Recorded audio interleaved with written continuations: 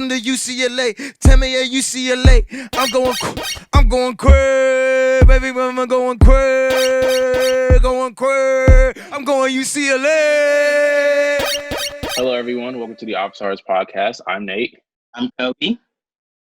And today we are joined by the one and only Butch Hartman. So you guys might know Butch Hartman for some of his just great TV shows, the Fairly OddParents, as well as Danny Phantom, as well as some others, Tough Puppies in there. Got a lot of others in the mix. And so, how are you doing today? I'm doing good. I'm glad to see you guys are staying strong and healthy during all the quarantine stuff. Have you got any words of wisdom for anybody to how we can have a good time during this time? Just, relax. Everybody be relaxed. We're going to have a good conversation. And, we're just going to talk about some of the great cartoons that really took up most of our childhood. Well, good. I hope that works out. And thank you. And I'm having a good time, too. So hopefully we can all meet together face-to-face someday. Yeah, Hopefully. Definitely. So, tell us about how you've been kind of, getting your creative juices flowing during quarantine. Like, what have you, been doing to stay just active during the quarantine? Kobe, you're real hard to hear, man. But I think you said how I keep my creative juices flowing. Yes. Yeah. Well, it's not hard for me. I'm used to working all the time. I love to draw. I love to write stories. I love to do different projects. I do a lot of YouTube videos. I wrote this book right here. It's called Mad Hustle. It's how to pitch and sell shows in Hollywood. You can get that on Amazon. But if you want to sell a show or sell an entertainment idea, this book can really help give you a lot of insight as to how to go about the process. So I've been writing books and doing some. I did a show called Hobby Kids, which is on YouTube now. So I've been doing all kinds of things lately. That's good. That's good. So you mentioned the book. Can you just tell us a little bit about the book? Like, what led you to write this? Like, what was your inspiration for the book? Well, that's a very good question. I wrote the book because a lot of people have been emailing me over the years. I pretty much get the same email, but it's always from different people. Mr. Hartman, how do I pitch a show in Hollywood? I've got all these ideas. I want to know how to, get on TV or get onto a streaming network. How do I get my ideas out there? Well, I found instead of answering 100,000 emails all the time, I decided to write just one book and, put all the answers in here. I shouldn't say they're all the answers. There's way more answers than this, but I put a great many answers in here. First of all, for example, what do studios look for? What's the best time to pitch? Do I need an agent? Is it good to have a partner? How important are contracts? Are you ready for this? All those kind of questions are answered in here. No. That's dope, especially because, a lot of people don't have just the tools necessary to, make it in Hollywood when it comes to, the resources. A lot of people don't really know the ins and outs. I feel like that book will give a lot of people insight into how to, pitch, sell, and really market yourself. Well, yeah, that's exactly right. It's not so much having the idea is one thing. We can all have ideas. It doesn't matter. If no one knows they exist, then it doesn't, your idea is not going to get seen by anybody. So how do you get your ideas seen? It depends on the delivery system. Are you making a comic book? Are you making a record, like a recording? Are you, doing an animated film? What are you doing, and how are you getting your stuff seen? So getting your stuff out there and getting resources is the big thing. Do you have friends? Do you have connections? And I know when you're young, it's a little harder to have connections because you're just starting out. But as you go through life and go through school and go through work, you're going to start building connections and building a friend base that's really going to be able to help you. Because all the shows I've ever sold, I've always pitched to people that I knew and worked with people that I knew. So that always really helps. Oh, wow, that's cool. Just speaking on the subject of networking, how do you meet people and how do you develop friendships, I guess, in the Hollywood scene? Oh, that's a good question. Well, it comes down to getting a job in a studio or getting a job at a production office. I don't care whether there's going to be TV in the future or movies or streaming or, chips in your eye that you watch stuff on. Wherever you make the content, there's going to be people. And there's going to have to be an office or a production facility where they make the content. So how do you get a job at that production facility? How do you get a job there? Are you going to be a writer? Are you going to be a runner? Are you going to be someone who gets coffee? Are you going to be, the production manager? There's all kinds of ways to get in, but you're not going to know until you try. Wow. So, you know, tell us about your journey to Nickelodeon. Was it, something similar to how you said you got a job working at a production company, or was it more so, you just ended up creating the show and then you had to pitch it? Oh, I'll start with Fairly OddParents. I worked in animation in the industry. I got out of college in 1986. I went to California Institute of the Arts, Cal Arts. I got out in 86. And I just started working at different studios in Hollywood. Every time there was a job opening, I would apply for the job. My very first job ever, I got fired from because I wasn't good enough. I thought I was good enough to be in school, but I wasn't good enough to be in the job market. And so I got fired from my job. And then I really realized that I had to really start upping my skill set. I had to really start increasing my skill level. So I just worked harder. I practiced more. I did this. I met some people, again, going back to the networking, met some people who knew some people who could get me a job at another studio. I ended up getting a job at another studio. And at that studio, they were actually doing presentations for networks. They were doing presentations for CBS, NBC, all that. So I learned how to make a presentation. And then I worked at Hanna-Barbera. And I worked on different shows doing storyboarding, character design. I did every aspect of cartoon making by the time I sold Fairly OddParents to Nickelodeon. So by the time I got my own show, I knew how to make a whole show by myself. So I knew all the skills. A lot of people want to get to the finish line before they've run the race. You know what I mean? And a lot of times it's that race, it's that journey that's going to prepare you for the finish line. Wow, that's amazing. You mentioned after you got fired, you realized you got to up the ante and kind of hone in on your skills. What does practice look like? How do you get yourself to see a level that you want to achieve and work up, and what are the milestones goals look like on the way to getting to it? Good idea. It really came down to being just, hey, it's after work. I'm gonna go home, maybe have a bite to eat. I don't know, and then sit down and just start coming up with some ideas. Let's instead of just drawing what I'm getting paid to do at work, now I'm on my own time. Instead of going hanging out at the beach or whatever, or I can go to the beach and draw or whatever. I'm gonna sit here. I'm gonna come up with an idea. What would an idea be fun to? What would be a fun idea to work on for me? I mean, a dog is funny, or a chicken's funny, or fairies are funny, whatever. And so you kind of sit and you work out some ideas on your own. And then when you get something that's good enough that you think is ready to be shown to people, take it out to them and show it to them. And what were some of the inspirations behind the shows that you created? Some of the inspirations, my inspirations really came from a lot of different things. I grew up watching Bugs Bunny cartoons, Hanna-Barbera cartoons, Disney cartoons. And when I was your age, actually before I was your age, we didn't even have VCRs. We just had the TV and that was all. And, if you didn't see something on TV at that moment, you had to wait until the next time it was on. And so I had to be right in front of the TV watching for my favorite shows, favorite programs. I remember when you could start renting videos and taking them home, how exciting that was. I'm like, man, I could go into the store and rent this video and just take it home and watch this movie whenever I want. So my inspiration comes from a lot. I watch a lot of movies. I read comic books. You guys can see all the comic book drawings behind me on the wall here. I love superheroes. I love comedy. I love all that kind of stuff. So is this an industry or a field you've always known you want to be in? Because you said after you graduated from Cal Arts in about 86, you kind of just hit the ground running. It's something you just grew up just knowing I want to be a creator of television programming? Well, I knew that I wanted to be on TV in some way. I even tried being an actor for a while. I was on some TV shows and things like that, just as bit parts and stuff. But I always knew I wanted to do something, but I knew I had to be in California to do it. I'm from Michigan originally. So I moved away from Michigan to come out here and moved away from my family and everything. I didn't really know how exactly it was going to go, but I knew that every single experience led to more experience. Every single thing I ever did added up to where I am now. All the acting auditions, all the writing. I started writing scripts on my own when I was 20 years old. No one ever read them, but I knew I wanted to write them. So I started writing stuff and just doing as many cool things as I could on my own.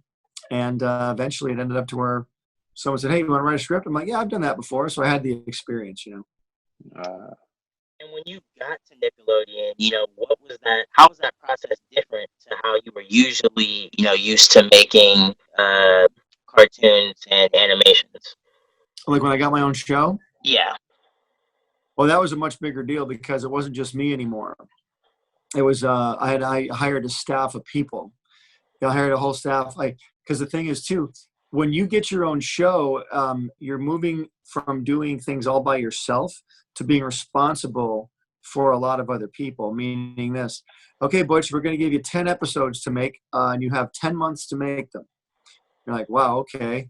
And there's no way you can do them on your own. There's just too many moving pieces. You got to hire a character designer, then you got to hire a writer, and you have to hire a music editor, and you have to hire a composer, and you have to hire a lawyer to negotiate your deals. And you have to hire all these people out of nowhere, and you got to have the wherewithal and the mental capacity to handle all of that. And you need to be basically what I'm trying to say is you need to be a responsible adult and do this, And I've seen a lot of people that, even me, I had to learn this, but there were some people I saw that weren't responsible adults. They'd get the brass ring handed to them, they get the show handed to them, and they didn't know how to handle it, and they just let it all slip through their fingers. And I don't like to see that with young people, and that's also why I wrote the book too. The book has a little bit of that in here too, how to do things once you get where you're going. So it's kind of like Nickelodeon hands you the keys and then you get to drive the ship wherever you want to go? Or is it like, are there like restrictions? Are there guidelines? Oh, yeah. No, how much of it?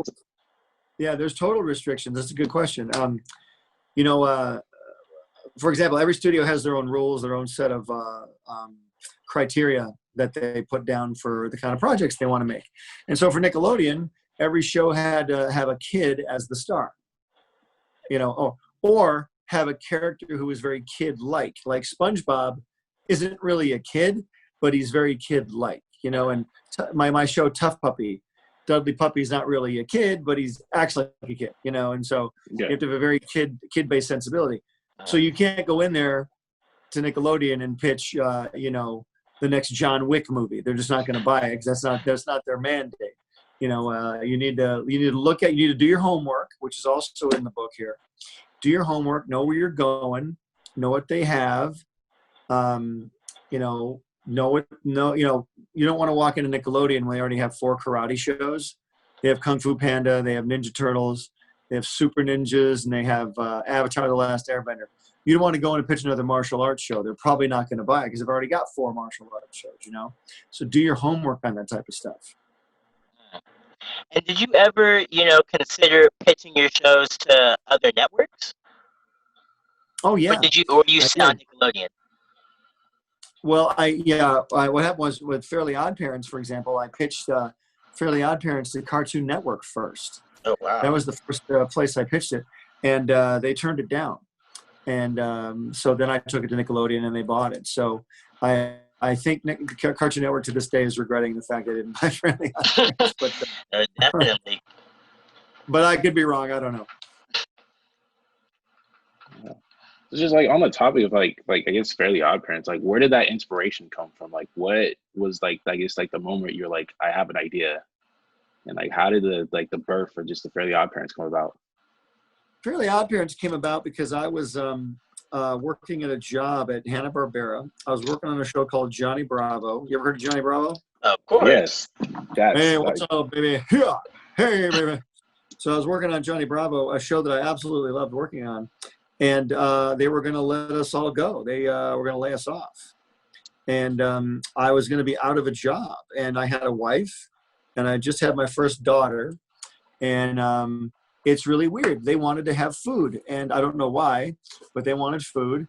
And so I had to figure out a way to get the food. So I had to make money. So I was like, well, I need to get another job. And I'd already jumped from job to job. But this time I didn't really want to like work for somebody else. I wanted to work for myself. So I'm just going to come up with my show. I'm going to come up with a show on my own. I already come up with a couple ideas before that didn't really work, but I'm like, I'm going to come up with a show, man. So I sat down and I drew this little boy because we always draw what we know, right? I wasn't really going to do a show about a little girl because I never was a little girl. I'm a little boy, so I drew a little boy. And I decided to name him Tommy. That was his name at first. And then I drew this kid with buck teeth and a blue hat. That was a pretty cool design. So I drew that. And then I wanted to start come up with story ideas. And I wanted to give the kids some challenges, some difficulties. Like I need to have fun ideas for stories. I thought, well, if I could just teleport him different places, he could find different adventures, but I couldn't use teleportation because Dexter's Lab already came out and it was already a science show. You know, I didn't want to do science. So that if I could do magic, maybe I could use magic instead of science. And so I came up with I came up with a magic friend named Venus. So I had Tommy and Venus, who was Wanda at the time. And then I'd never seen a fairy godfather before, so I gave Wanda, whose name was Venus at the time, I gave Venus a husband named Cosmo. So I had Cosmo and Venus. I changed the name to Wanda because of Magic Wanda. And then I changed Tommy's name to, I was going to call him Tommy Taylor. I was going to call him Timmy Taylor. I named him Timmy because I have a brother named Timmy. I didn't like the name Tommy. I thought Timmy was cuter. So I named him Timmy because of my brother. And then I had Timmy, Cosmo, and Wanda. And I thought I need a villain. And so I decided an evil babysitter would be funny because she could kind of come and go. So I came up with Vicky. And then I drew these two little fish. I go, that'd be kind of cool because kids like to have secrets. So the fairies could turn into stuff and people come in. So I turned them into fish and books and things like that. So that's where the fish came in. And so that was all about 15-minute process right there. Wow. And I still to this day, I tell people that story, they can't believe it, but I drew that real quick. And I said, this is pretty funny. So then I pitched it to Cartoon Network and they said no. And then I pitched it to Nickelodeon and they said yes. And so that's where it came from. And then what about Danny Phantom? Because there are a lot of similarities that you can kind of see between the two shows. So how did you go about creating Danny Phantom? Oh, Danny Phantom came about. I was. It's funny. I sold Fairly OddParents and it was doing really well at Nickelodeon. And then my mom, I actually made a YouTube video about this. My mom was living in Las Vegas at the time, and she wanted to move to LA to live near me. So I flew out to Las Vegas. I put my mom in a moving van with all of her furniture, and we were driving the moving van back from Vegas. And it's about a 4-hour trip in a car, and in a van, it's about a 9-hour trip. So I'm driving, and I got kind of bored because we ran out of things to talk about. And so I'm driving, and I started going, I know Nickelodeon's looking for a boys action show. They wanted a boys kind of an action type thing. And I thought, man, if I could really come up with a cool name for an action show, that'd be probably half the battle, like Johnny Quest. That was like a really cool name, Johnny Quest, cool name. So if I could come up with like a name like Johnny Quest, I'm like, man, so Johnny, Jimmy, I went Danny what? I went Danny Lightning, Danny Power, Danny Thunder, Danny Electric. And I was like, Danny Phantom. And I thought Phantom is cool, Danny Phantom. It's a cool name. So by the time I got to LA in the moving van, I had Danny Phantom in my head. And I was going to make it like a Scooby-Doo type of Ghostbuster thing where it'd be him and a couple of his friends with like suits on with machines and things, and they would fight ghosts. But then we decided to make him a superhero. Like, let's make him a superhero. Just put him in a costume, and like he has half ghost powers and he could go through walls. And I thought that was really cool. So I came up with that idea, did a few drawings. And then a couple months later, I was having dinner with the head exec at Nickelodeon, and he said, we want to give you more Fairly OddParents episodes. Congratulations. I said, well, thank you very much. And then here's a great Hollywood moment. He goes, do you have anything else? And I said, let me ask you guys, what would you say in that situation? Oh, of course. I have plenty of things. I would have showed him the whole portfolio. That's what I say in the book. I say, you always say yes. When they ask, you say, yes, I do. But you want to say, yes, I do, because you know what? That's called an opportunity. You don't let opportunities go by. So I said, fortunately, I had this Danny Phantom show. I said, I got this show. It's called Danny Phantom. It's about a boy who fights ghosts. And it's like he's like a teenager. Remember, I told Nickelodeon wanted kids. Like a teenage kid. And he can go through walls. He can disappear and fly, all that stuff. And they were like, cool, can you make that by March? I was like, yes, sir, I can. So I walked out of that dinner having more Fairly OddParents and Danny Phantom to make. Wow. What a dub. That's amazing. So, guys, listen, I'm telling you, those opportunities are going to come to you someday. And so make sure that when it comes, you say yes, number one. And number two, you have something ready. Always have another idea ready. Now, just because you have one good idea, ideas stop all the time. Every show you can name always comes to an end. Even my shows came to an end. Everything you watch comes to an end. So always have another idea ready to go. Okay, wow. It's amazing. Definitely. And so, like, these shows are like really big successes, and like, I have a really large fan base, like we grew up watching these shows and just like, like done Oh, lots of research. it's a blessing, and I'm grateful for it every single day. I never take it for granted ever. I could never ever take it for granted. Yeah. What's it like dealing with fans? Like how's like your relationship with like some of like the fans? Oh man, I love my fans, and I love everybody who ever makes an effort to say hi or to say we loved your show, or that you made my childhood. That's my favorite expression people use. I didn't even make that up. People say that to me all the time. People say it all the time. Let me show you something here. This is kind of funny. You'll like this. This is my COVID mask that I wear when I go out. That's cool. Wow. Can you see it? That's cool. Can you see that? Danny So Phantom. I wear that. I wear that when I go out, and people go, "Hey man, I loved your show," and I'm like, "Thanks very much." And so I thought, if I got to wear a mask every day, I'm going to wear a Danny Phantom mask, And Yeah. so I had these 3 guys at the supermarket the other day. They were so nice. One was bagging their groceries, and one was, being the cashier. They're like, "Man, we really like your show." I said, "Thank you." Then there was a guy in line who's like, "You made my childhood." He starts going like this, and I'm like, "Thank you very much." It's really an honor when people do that. I'm so grateful, and I just thank them so much, and it means the world to me. It means the world. Yeah, no, I named my goldfish Danny Phantom. Like that was. Did you really? Was he a black? I really white? named no, he was gold. He was gold. Oh, okay. Because they got those black goldfish. That would be kind of cool. That'd be cool. And you have a great show when the fans start doing just a bunch of conspiracy theories about your show. Is there any truth to the whole conspiracy theory about, Timmy's actually super depressed and his fairy godparents are actually antidepressants? Wow.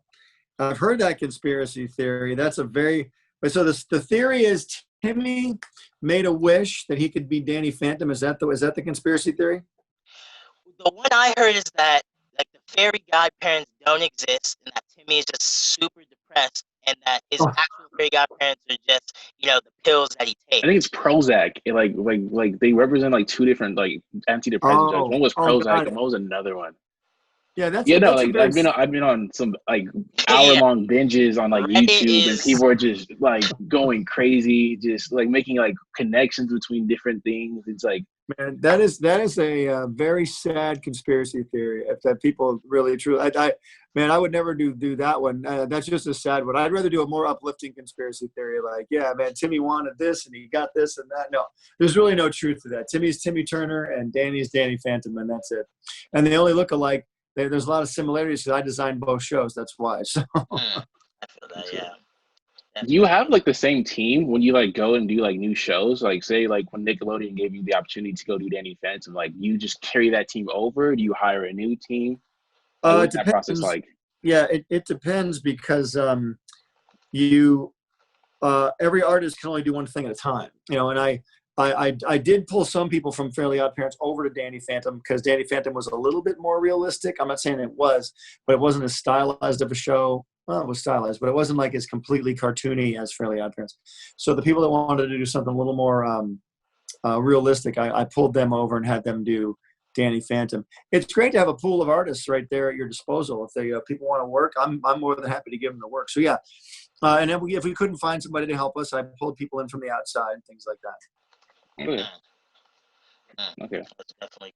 And then just like the whole experience with like, the fame and like the Kids' Choice Awards and things like that. How were the exciting moments that you had at Nickelodeon?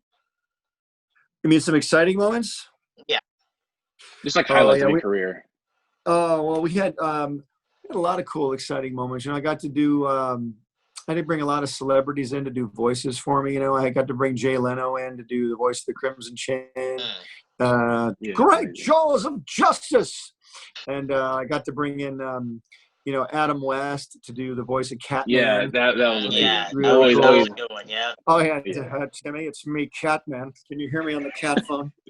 And so funny. And then we would just be dying laughing doing those sessions. I mean, I got to have, Gene Simmons from Kiss. He did a voice for me. That was really fun. And I got to go to the Kids' Choice Awards every year. That was super fun.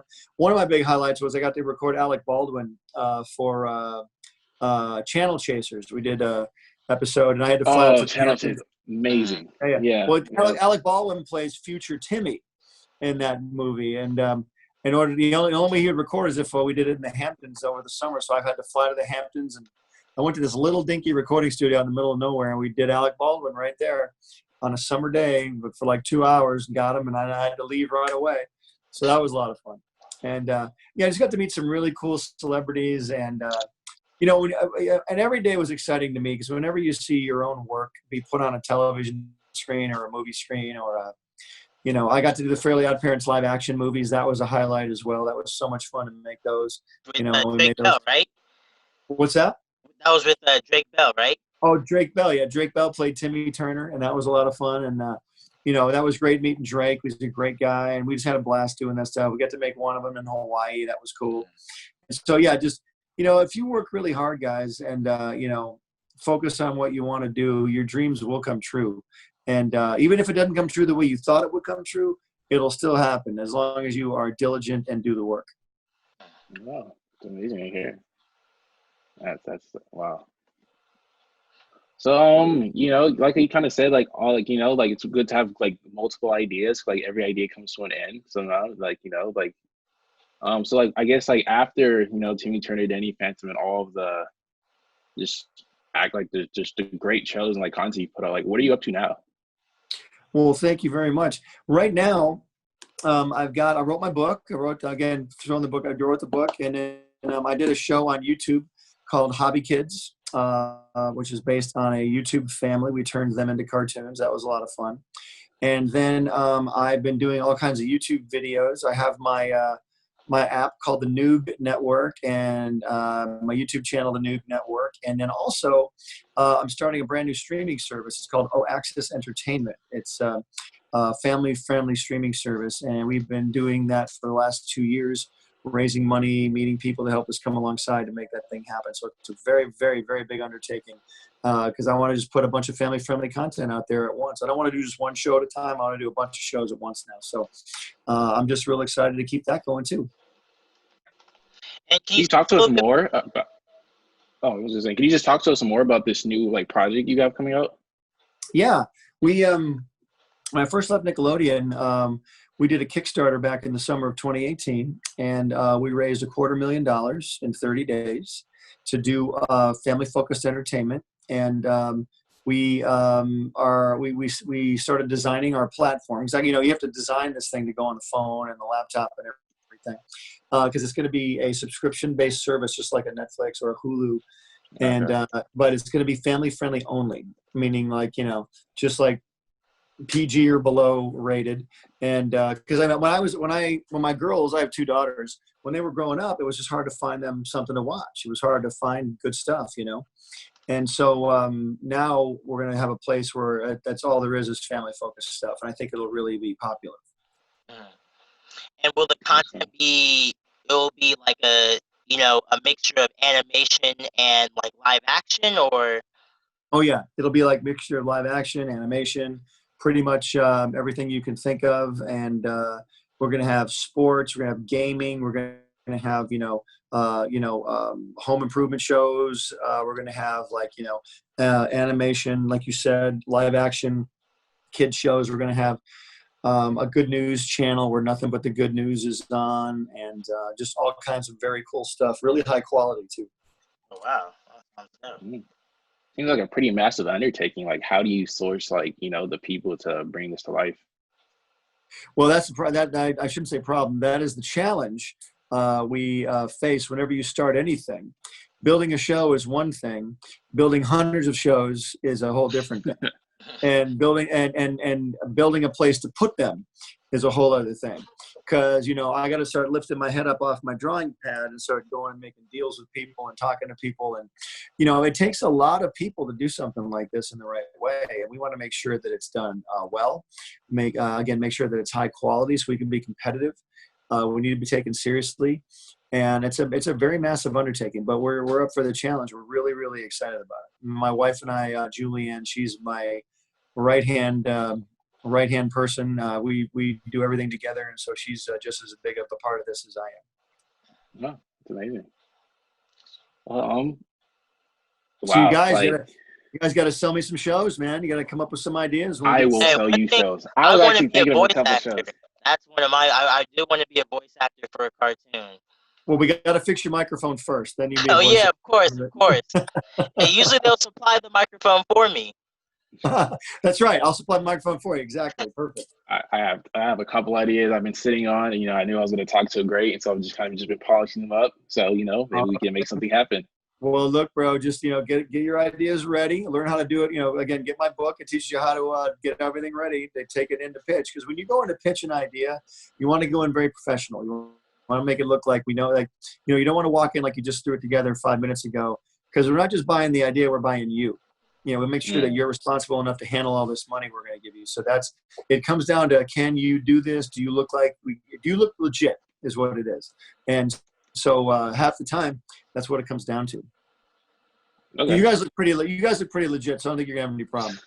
Thank you. Thank you. Oh, that's kind of all the things we wanted to touch on. Before we wrap this up, do you have anything you want to tell to like the inspiring fans, or just like anybody you might just come across this? Well, thanks for asking, guys. I just want to say, look, I want to say that you guys, your career is exactly what you're going to make it. Don't sit around waiting for someone to knock on your door, because it's not going to happen. I mean, they'll knock on your door eventually, but right now, when you're young, you need to be knocking on the doors. You need to be getting your ideas ready, making changes. When you need to be going out and meeting people. You need to be getting your resources together, take classes, listen to podcasts, get as much knowledge as you can. If you're serious about this, you will move forward by learning. Don't just sit around going, well, that didn't happen today. I guess I'm going to give up now. That's not how it works. Every journey starts with a single step. So make sure you start taking those steps. I always say every opportunity is like a comet, because comets are really cool, but they don't come around very often. And it might be a long time until you see another one. So make sure you take advantage of every opportunity. Wow. Thank you so much. Facts. Yes, gentlemen. Hey, it's been an honor, you guys. It has. It's definitely been an honor meeting you as well. Been an honor. All right, man. Hey, guys, thank you so much. I appreciate it. And if we want to get back together again sometime, let me know. Oh, yeah, of course. Of course. We'll be in touch. All right, guys. Have a great one. Yeah, have a good one. Thank you. Bye-bye, gentlemen. Bye. Bye-bye. I'm going UCLA.